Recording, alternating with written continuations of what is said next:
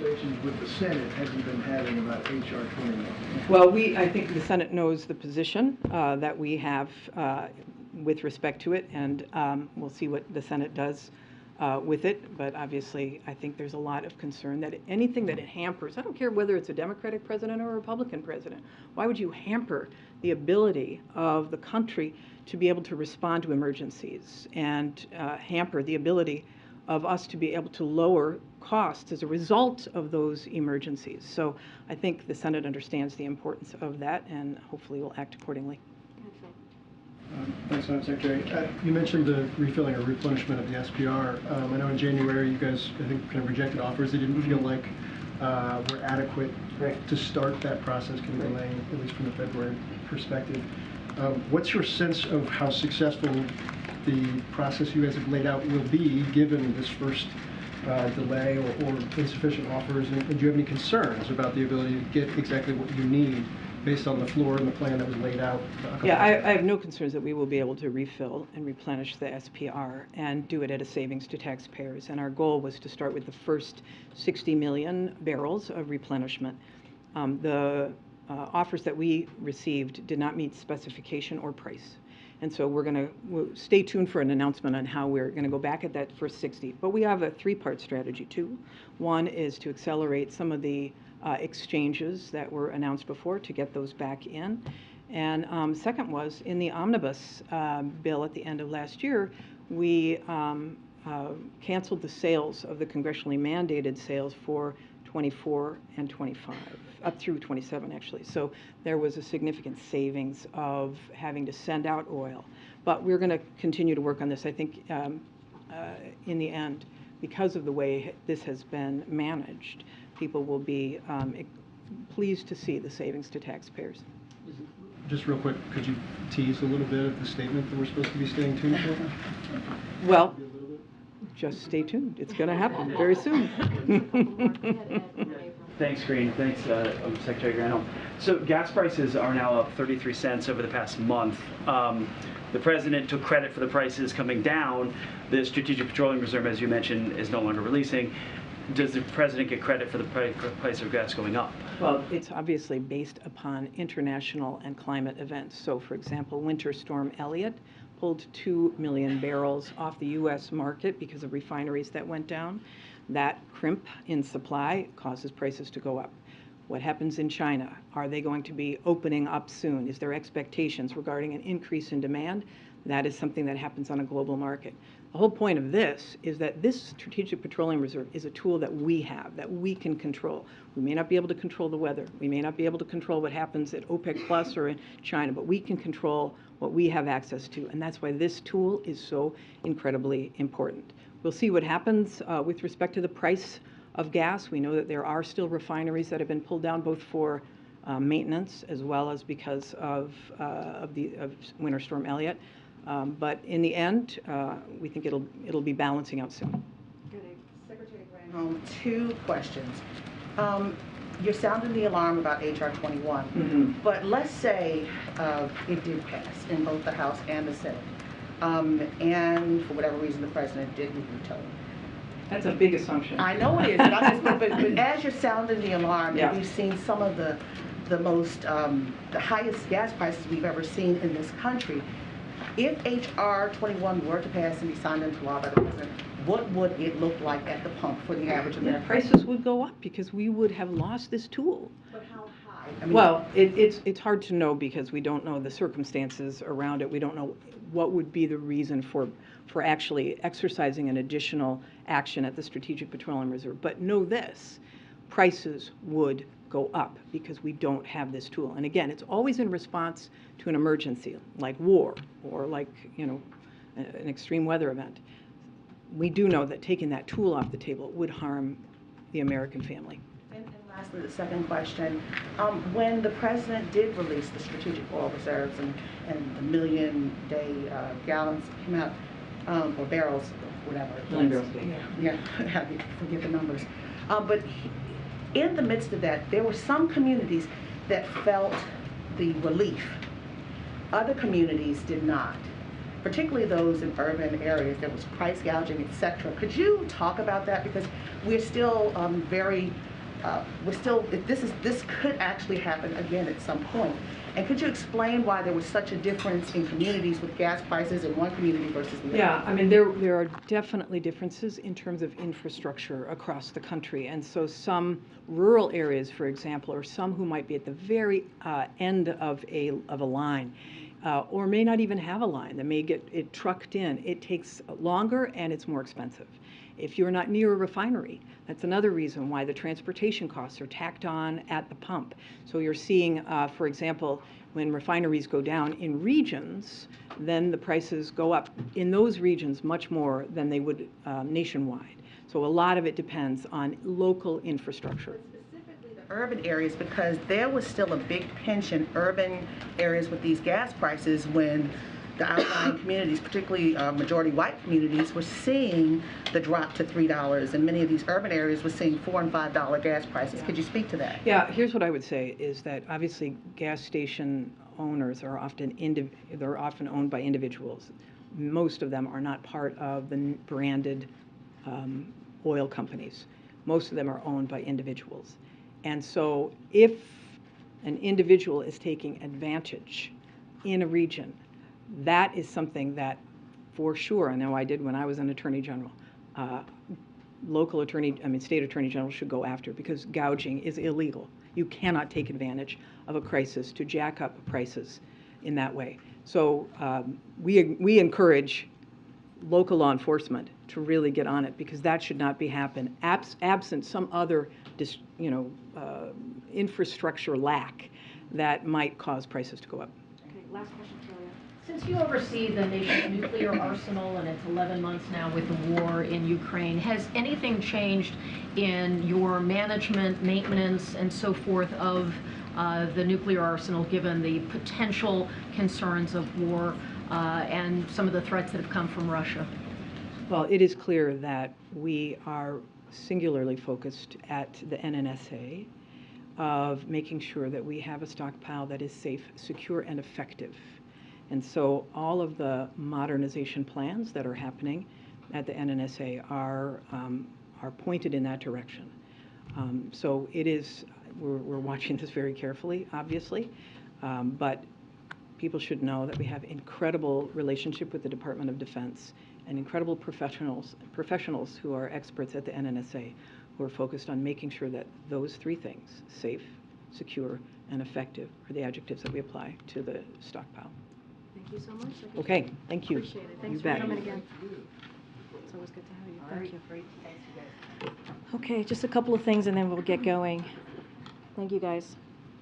As you saw last night, the President and the First Lady shared their condolences for those killed and injured in the deadly mass shooting in Monterey Park, which is in California, as you all know, this past weekend.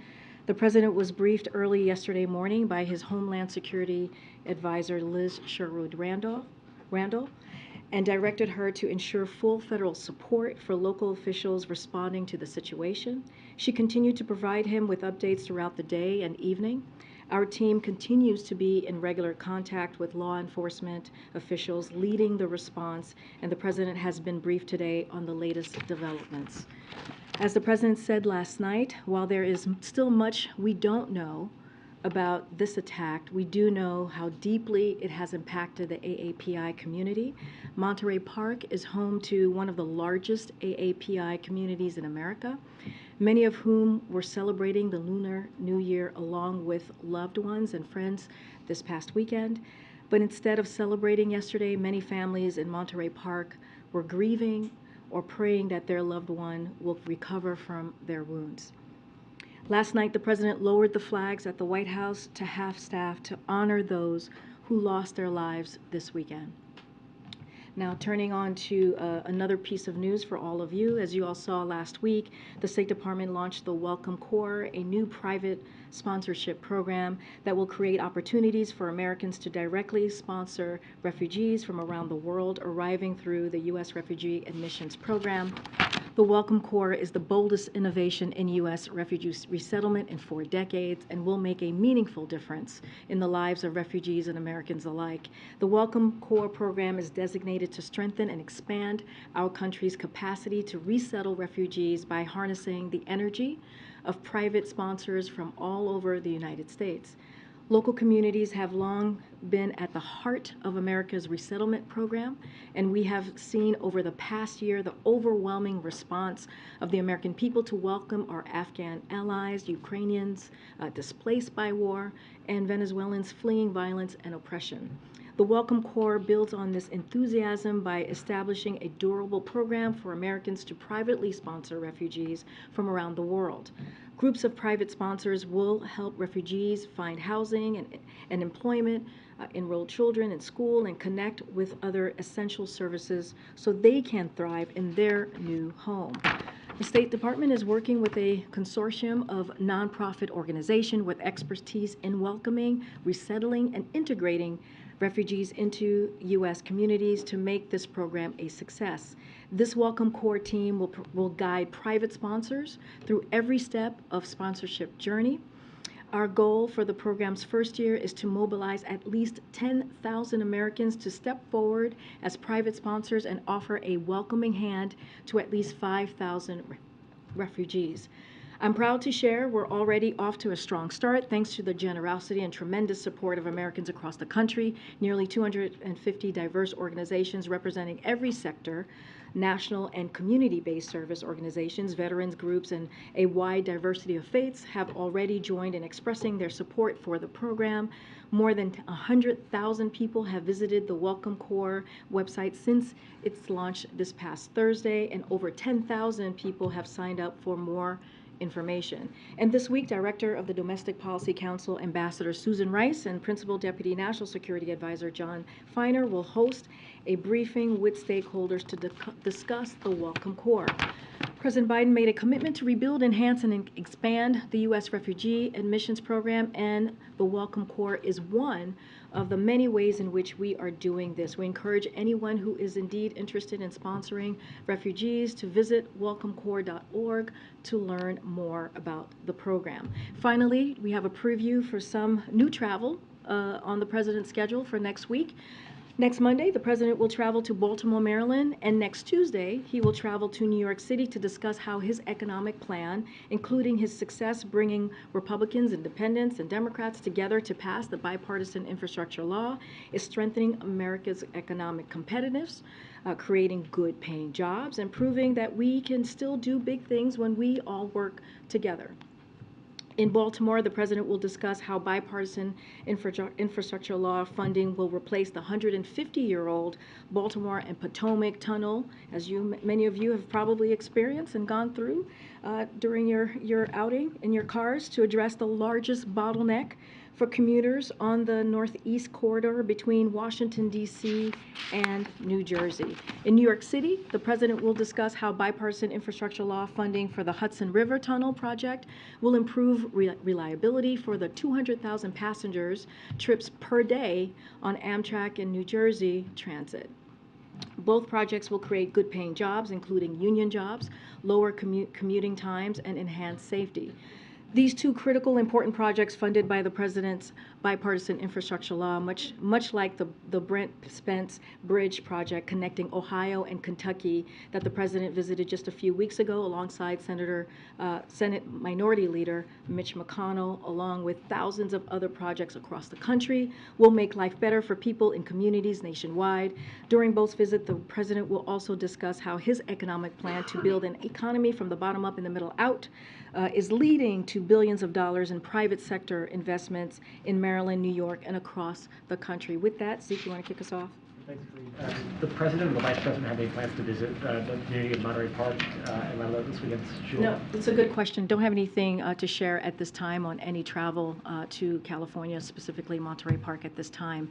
But if that changes, certainly we will share that with all of you. And then over the weekend, there was a reporting that Ron Klain will be stepping down as Chief of Staff, being replaced by Jeff Zients.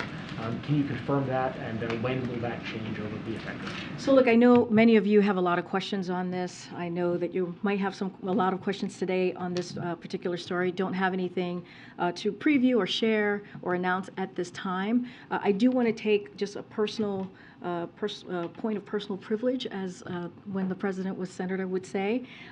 Look, Ron has been an incredible boss. He is someone that I've enjoyed working with every day. And we are, many of us, and I think all of us here, are part of the Claniacs. If you don't know, I would suggest you go on Twitter and find out what the Claniacs are. But he has been an incredible leader, an incredible boss, as I just stated, and we credit the president, as we should, for the impressive legislative successes, historic successes that the president has had the first 2 years.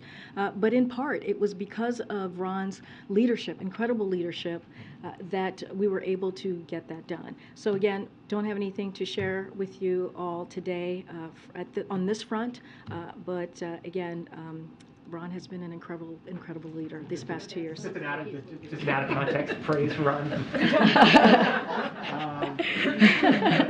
And then I'll let my colleagues follow up on that one. And then finally, Feel free. On the, I'm sure they won't be shy to follow up. On the FBI search of the president's home Yes. on Friday, the president, when the initial batch of documents were reported a couple of weeks ago, said he was surprised that there were classified documents found at the Penn Biden Center.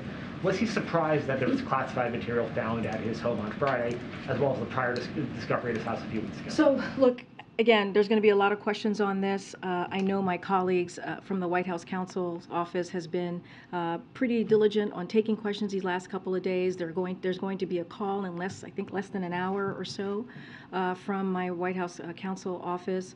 And look, they're going to answer the questions from here. Any specifics to the Department of Justice, any specifics to this particular legal matter, I would refer you to the Department of Justice. I'm going to continue to be prudent from here. I'm going to continue to be consistent and make sure that those questions go to my colleagues in the White House counsel's office. Another question on the documents.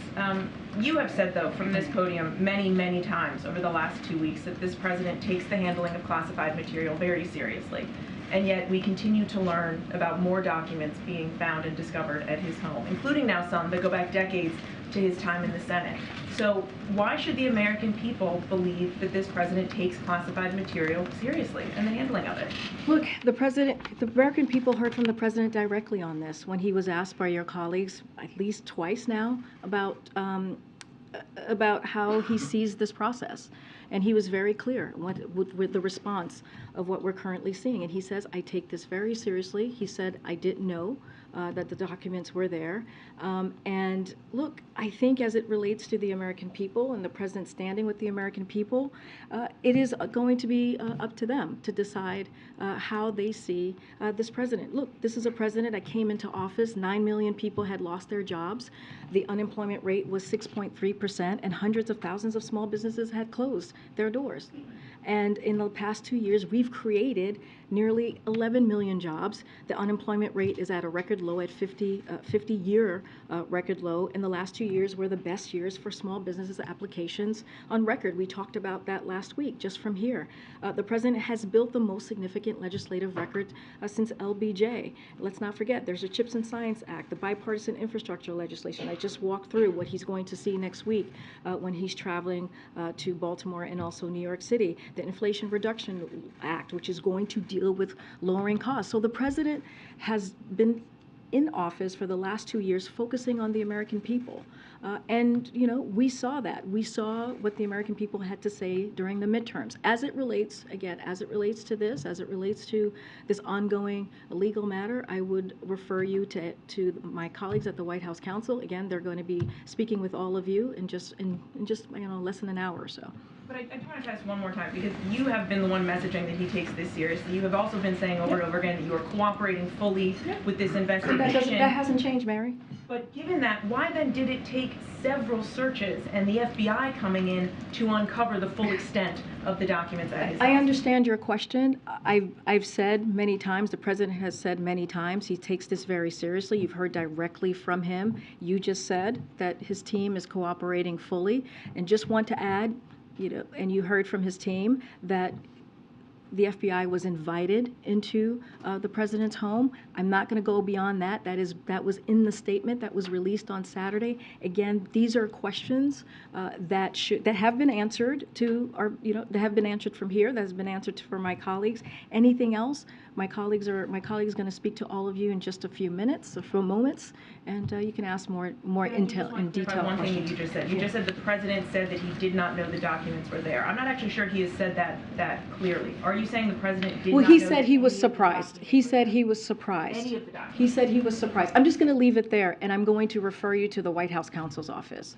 I'm just repeating what he said, and he said. What you just said. You said he did not know the documents were He there. said he was surprised that the documents were there. He said that, and that he takes this very seriously. That's what I want to make sure that the American people understand. And I just refer. American people might question that, given that you keep every few days it seems we are finding that more documents have been found at his house.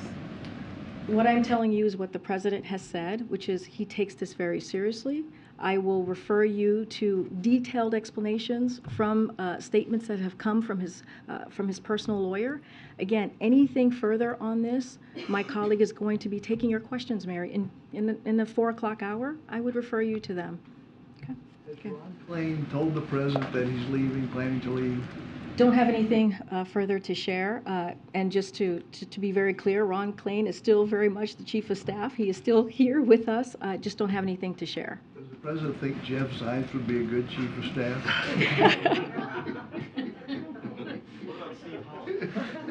Steve Holland, do you want to be chief of staff? I think I hear a name. Someone just called you out as potential chief of staff material. This popped up on Friday. When will Speaker McCarthy visit President Biden? So don't have a meeting to share at this with all of you at this time. The president is looking forward to sitting down with Speaker McCarthy to talk about an array of issues. And this is normal, right? During a new Congress, it is normal for the president to sit down with the speaker to talk about how they can work together. You heard the president say this right after the midterms, how he wants to work in a bipartisan way with members of Congress to continue to deliver on the successes that he has had this first 2 years in good faith. He wants to do this in good faith. So once there's a meeting locked in, we certainly will share that with all of you. Go ahead, Phil. Thanks, Karine. On the debt limit, Senator Manchin today called the White House position on no negotiations, quote, not responsible. Yesterday, I think he called it a mistake. I understand where your position is. Is there any concern that Democrats not siding with that position could undercut the effort you guys are trying to put into place over the next 4 months? So just let me, look, lowering the deficit has always been a top priority for this president. As you know, he's lowered the deficit in record fashion at $1.7 trillion under his presidency. And he's always said he is happy to talk to anyone who wants to deal with that in a responsible way. But preventing default is a separate matter. That is a separate matter within itself. It is a basic responsibility for Congress. We've said this over and over and again, and I'll continue to say this. And it's a responsibility that Congress has to the American people. And so it must be done without conditions, even as they've pushed for tax giveaways to the rich. Republicans want to cut Social Security. They want to cut Medicare and other critical programs. And let's not forget, these critical programs have already been paid into. These are programs for veterans, for seniors, and taxpayers. This is what they're talking about taking away from these really critical programs for critical groups here. So President Biden will never allow Republicans to cut benefits that our hardworking Americans have earned. This is what they have earned. So, but I'll also note, as it relates to Senator Manchin and to your question, Phil, he agreed on the need to protect Social Security. He agreed on the need to protect Medicare and called on Republicans to take cuts to those programs off. This is, quote, off the board right now. And so just want to make that very, very clear as well. Are you actively asking Democrats not to break ranks on this issue? We've been very clear. I mean, but we've been very public about this. You guys have all covered what we have said from here about how we see this process moving forward. It should be done without conditions. This is something that has been done 78 times, and we were talking about lifting the debt ceiling since 1960, I believe. This is not unusual. It was done 3 times in the past administration under Donald Trump. So this is nothing unusual. This is something that should be done without conditions, and we should not be taking hostage key programs that the American people really earned and care about. Social Security, Medicare, it should not be put into a hostage situation. And again, the president's going to continue to fight for those programs, and we're going to be very clear about how we see how Congress should move forward. Okay. Thanks, Karine. The president said last week that he has no regrets when it comes to the handling of classified documents. Why doesn't he have regrets, given that classified documents keep turning up? I talked about this last week. I'm not going to go beyond what the president said. Again, I would refer you to the White House counsel for anything further on this legal matter. Again, I spoke to this yesterday. Last Friday. I'm just not going to go beyond what the president. That's not a legal question. It's about his statement from last week. I understand, and I said I'm not going to go beyond what the president said, and I think it speaks for itself. I'm not going to go into what he meant or didn't meant. He laid it out. He said it to all of you when he was out I believe in California, when he answered one of your colleagues' question, or when he addressed this particular matter. I'm just not going to go into what he meant or didn't mean. But going back to what Mary was asking, when the president says that he takes classified material and the handling of it very seriously, this weekend, top Senate Democrats who have known him for decades described this situation as unacceptable and completely irresponsible. What's the disconnect here? They also said, if I may add, that the president is handling this in the appropriate fashion, that the president and his team has been completely complying completely with the investigation. They also said that. And so I will leave it up to their comments up to them.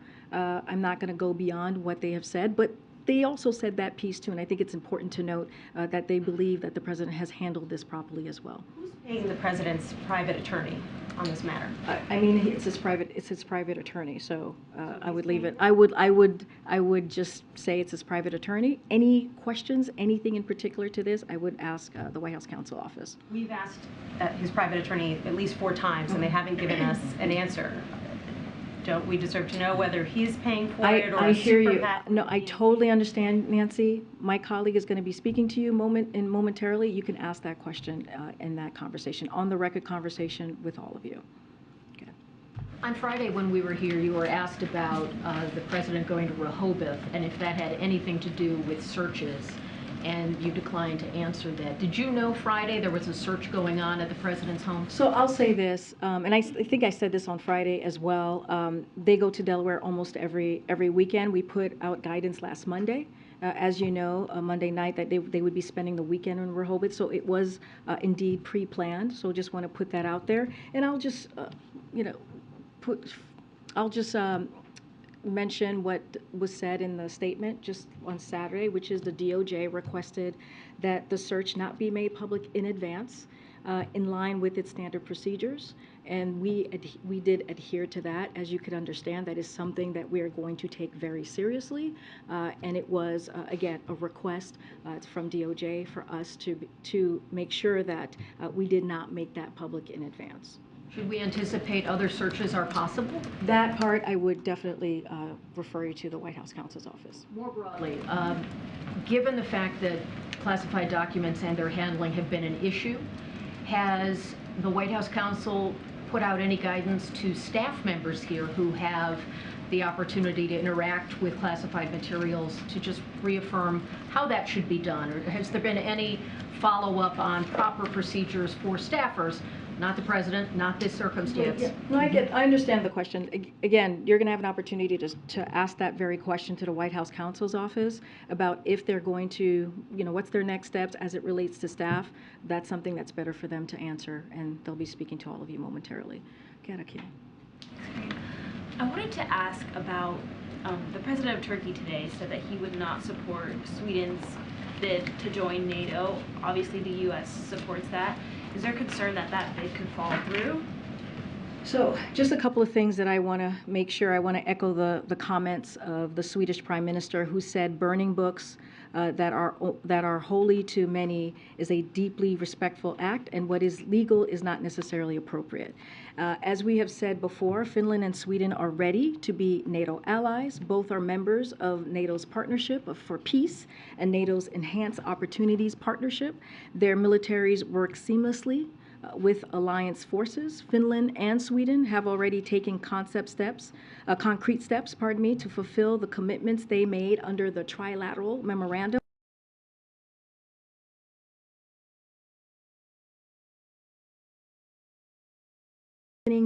Substantially strengthening their bilateral cooperation with Turkey on key security concerns. We continue to expect that NATO will formally welcome Finland and Sweden as members.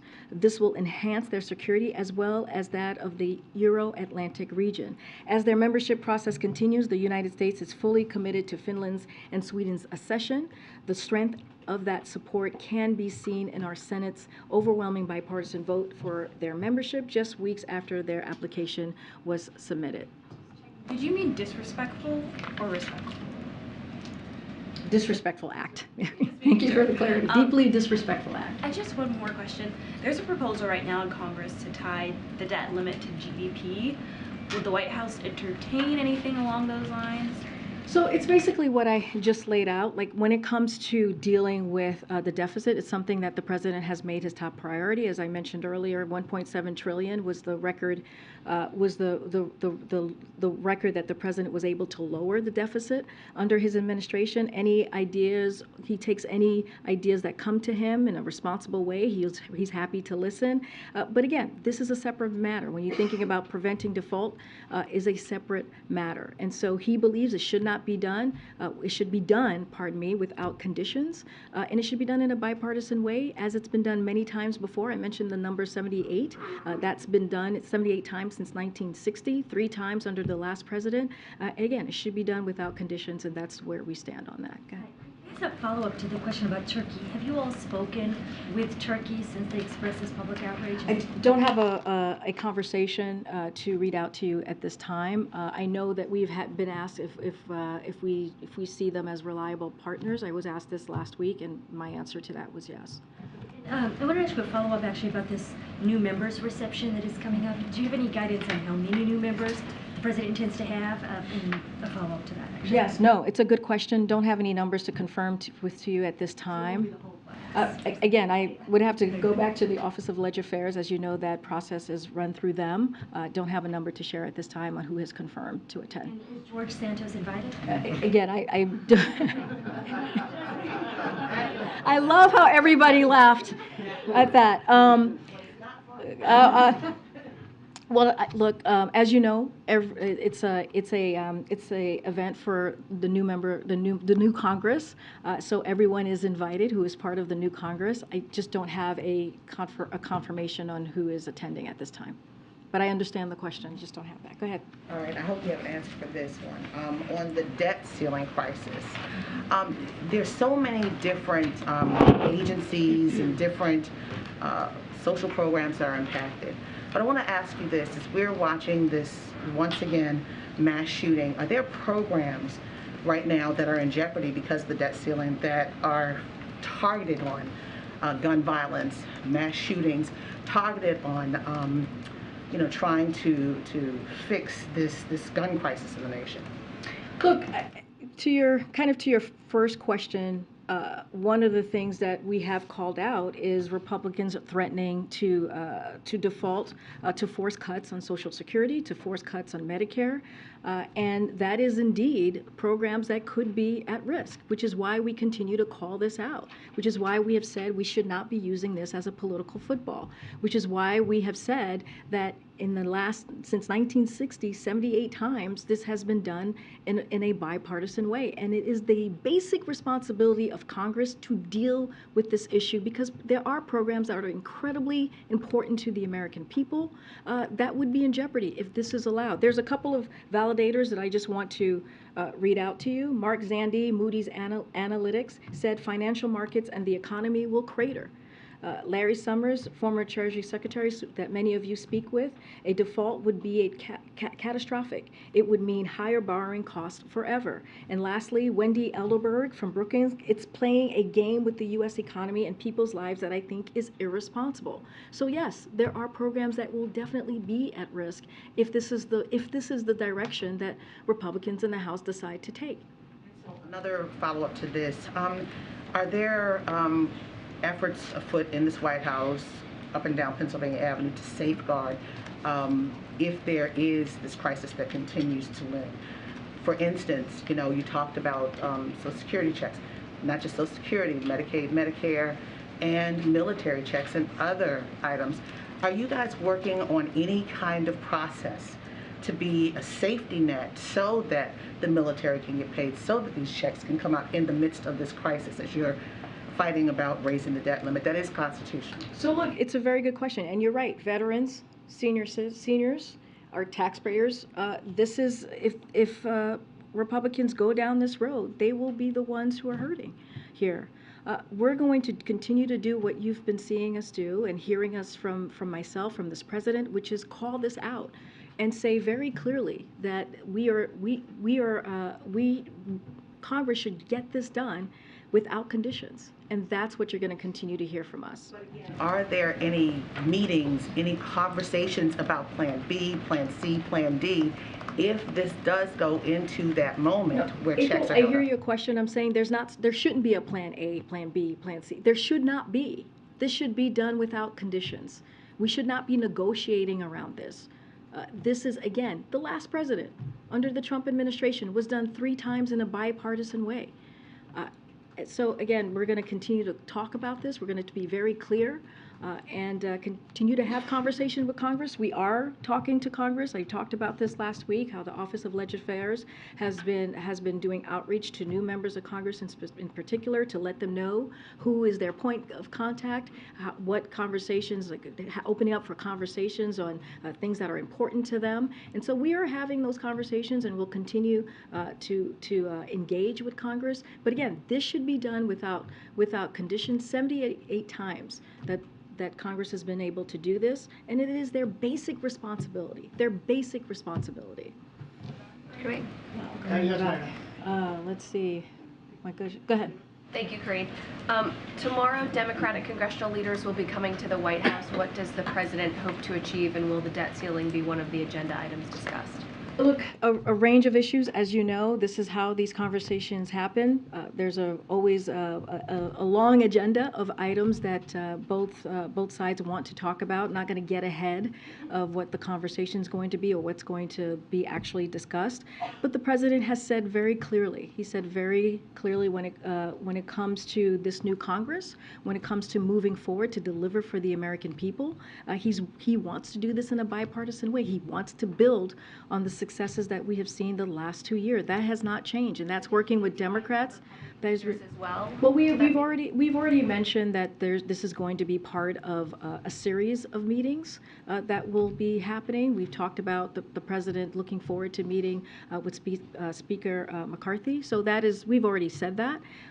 This is just one of the first of series of meetings. But look, again, the president right after a historic midterm elections for a Democratic president in 60 years. When you look at how the Senate turned out, when you look at that there wasn't an actual red wave that was being reported on, that he wants to do this and continue moving forward in a bipartisan way. That's what the American people wants us to do.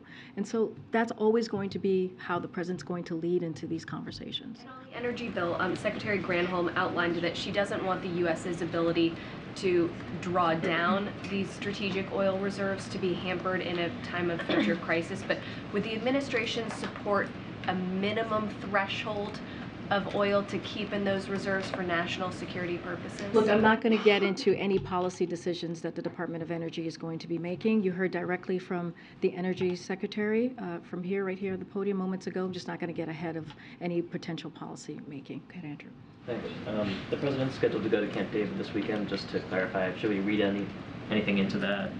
And does he have full access to his homes right now in both Wilmington and Rehoboth? I would refer you to the White House counsel's office. And then just really quick, I know you can't say much about the chief of staff, but can you say whether any women or people of color were considered for his next chief of staff? Again, we don't have an announcement. We have not made an announcement. Don't have.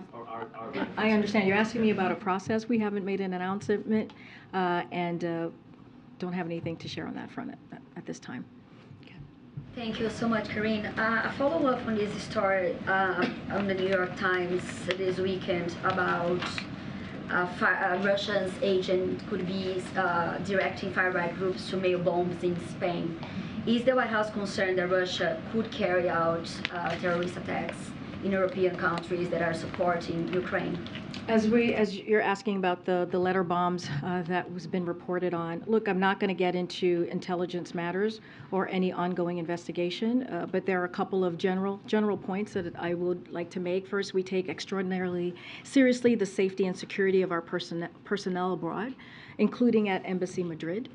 That means we're doing everything possible to work with Spanish partners to figure out what happened here and prevent similar threats in the future. Second, we've offered the Spanish full cooperation and support in their ongoing investigations, and they know the importance to us of this matter, and importance they of course share. Obviously, the Spanish are good partners, and we're appreciative for the seriousness which they are taking this and responding to it. Again, not going to go into any more details on when it comes to an intelligence matter.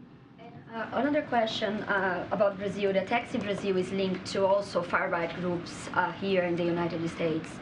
Members of Congress here are already asking the administration to share information on either some of the planning were actually taking place here. Is the administration sharing information with the Brazilian authorities about that, and is concerned that the attacks originating here, and what could be done to counter that from happen from these kind of attacks being planned here, either in Brazil and other countries? I totally understand the question. Want to be very mindful on any intelligence matters. I would, and I don't want to comment on diplomatic discussions here. So just going to leave it there. Just one more about that. Is the White House considering sanctions, imposing sanctions on individuals or corporations involved in the January 8 attacks in Brazil? Again, don't have anything to share on sanctions. Totally understand your question, but don't have anything to share on that piece at this time. Okay, go ahead. Thank you so much. I have some Africa questions today. First of all, how does the White House feel about the Russian foreign minister being in Pretoria, being warmly welcomed, and preparing to host naval drills with South Africa together with China? So you know, we have the United States has concerns about any country, as we've said before, country exercising with Russia while Russia wages a brutal war against Ukraine. We've said this before. We've been consistent on this. Of course, every participating country will make their own decision. But again, we have said this before. We do have concerns. Have you expressed this to Pretoria? Or? I don't have any conversations to read out, but we've been very, very consistent as it relates to this. Other Russian involvement on the continent.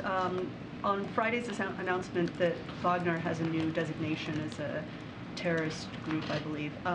What are the consequences for African governments that work with them? Mozambique, Mali, so on and so forth. Is that going to affect the amount of cooperation between the U.S. and those countries? And is that something maybe that Secretary Yellen might be talking about with those leaders during this time? Again, I will leave any conversation that Secretary Yellen is having with leaders or has had with leaders to her to speak to it and to her office to speak to. Look, we've been very clear about our concerns, especially as Russia, as we have said many times, is doing this brutal war against Ukraine, but I'm not going to go beyond that. Okay, I'll come down. Yeah, thanks, Karine. On the economy, so more companies are announcing layoffs. We're seeing retail sales drop off for 2 months in a row now, and inflation is back to 40-year highs.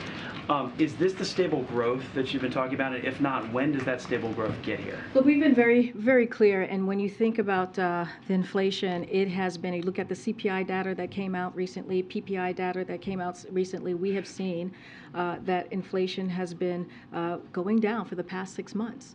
And that is because of the work that this president has been doing since he walked into the administration, focusing on crises, right? Focusing on COVID and making sure that there was a comprehensive way to deal with COVID and making sure people got shots in arms, making sure that the American Rescue Plan was passed. That was only voted by Democrats in Congress. And those action that he has taken has helped deal with the economy, has helped actually create 11 million jobs, has made sure that manufacturing jobs, 750,000 manufacturing jobs have been created here. Look, we are still seeing transition to a stable and steady growth. That is what we are seeing when we look at the data. Look, yes, there are layoffs that you're asking me about, and we've previously said on the broader economy, layoffs remain near record lows according to job opening data. So we're looking at the data, and this is what the data has been telling us. And also, let's not forget, unemployment is down by is the lowest that we have seen it in 50 years. And so again, this is an economic policy, an economic plan that is working, and a lot of it is because the president has taken bold steps. When can Americans see that stable growth you're talking about? Well, I think you look at this, again, I pointed to the CPI data, I pointed to the PPI data, where we have seen inflation coming down. Let's not forget the Inflation Reduction Act, where it's going to be implemented in the next couple of months, where we're going to see Americans actually feel some relief when it comes to prescription drugs, with Medicare being able to negotiate, something that they have not been able to do. And so, look, the president has taken this very seriously, has an economic plan that's going to help Americans build the economy from the bottom up, middle out, and that's going to continue to be his focus. Look, what we have been saying is we want to work with Republicans, Democrats, and independents to continue on the successes that we have seen in the last 2 years, continue on the historic legislation, implementing those legislation, and that's what you're going to see from this president. Go ahead, Peter. Thank you, Karine. When you found out that the FBI had located even more classified materials in Wilmington, which four-letter word did you use? Oh my goodness, Peter. Can't say. Okay. President Biden is still intending to run for re-election in 2024, right? I'll just repeat what the president said after the midterm election, which is he intends to run. I'm going to be very careful from here, as you know, because we are covered by the Hatch Act, and I'm not going to speak further to his process. Is there a precedent for people running for president after FBI agents search their sock drawer? Say that one more time. Say that beginning part. Is there a precedent for people running for president after FBI It sounds like agents? It sounds like you already know that the answer to that question. Look, here's what I don't know the answer to that question. An FBI search of a president's residence is a big deal. Here's what the president's going to focus on. He's going to focus on continuing to deliver for the American people. That's his focus. That's what he focuses on every day. That's what he's been focusing on the last 2 years. And nothing is going to change that. You think about the bipartisan infrastructure legislation, you think about the Inflation Reduction Act, you think about the CHIPS and Science Act, the bipartisan one, the last two that I mentioned, done in a bipartisan way. That's what the president wants to do. He wants to continue to deliver on his economic plan that is going to build the economy from the bottom up, middle out. And that is what matters to the president. The House Oversight Committee chairman says this document situation has all the makings of a potential cover-up. Is President Biden involved in a cover-up? We have been very clear here from this administration. The president has been very clear that he takes this very seriously when it comes to classified information, when it comes to classified documents, and that his team has been fully cooperative with this legal matter. Anything else, Peter? And I'm going to be very serious. You asked me kind of a question that everybody laughed at, which was interesting question to ask. But any other underlying questions that you may have, I would refer you to my colleagues, the White House counsel. I'm going to continue to be prudent. I'm going to continue to be consistent and refer you to any questions you have there. Yeah, Joe. Thanks, Karine. We are approaching the statutory deadline for the president to submit his budget to Congress.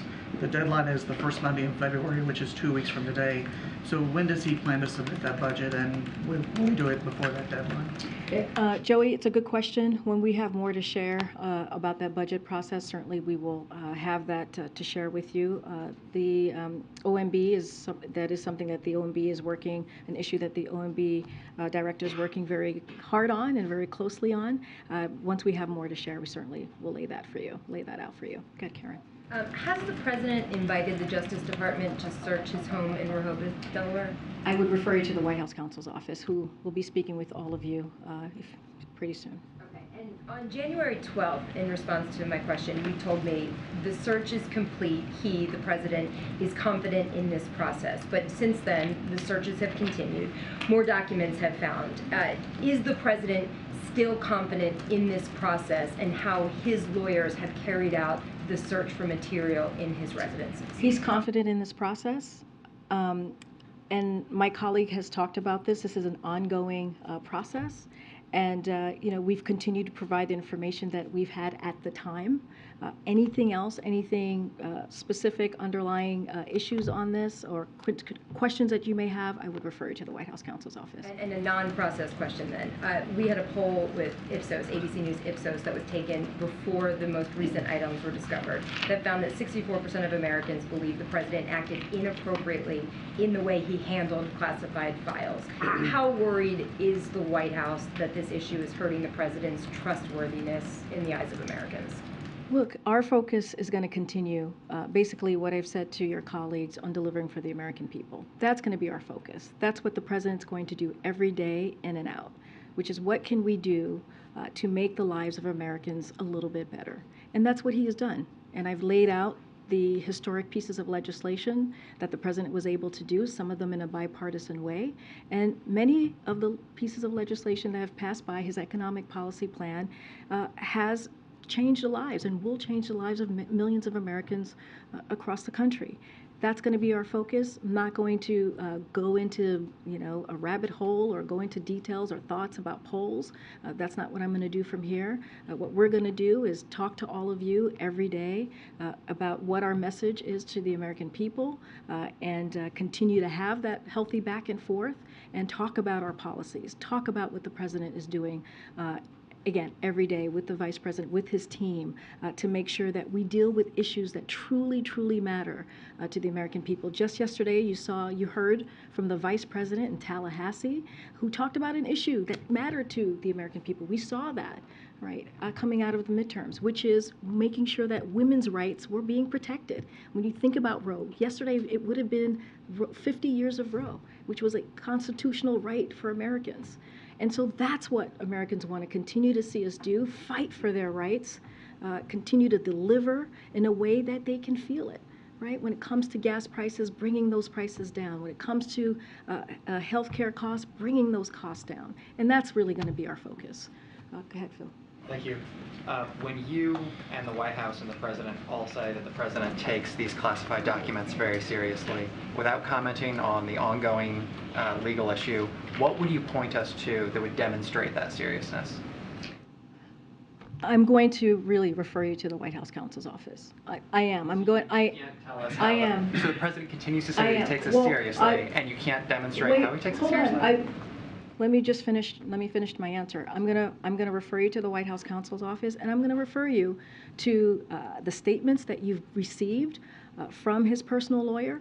I'm going to refer you to the 45 minutes of conversation, of back and forth that my colleague has had with all of you last week. He's about to do another one where you can ask questions about this particular legal matter. Again, that's where this belongs. That's where I'm going to refer you to. But again, you've seen the statements. You've heard from the president a couple of times. You've heard from his personal lawyer. You've heard from the White House counsel's office. And that's where I'm going to leave it. Sure. The House has passed bipartisan legislation that would ban the export of oil from the Strategic Petroleum Reserve to Chinese companies. Given that oil has flowed to China from that reserve during both this administration and the previous one, is that the type of reform that the president would potentially support?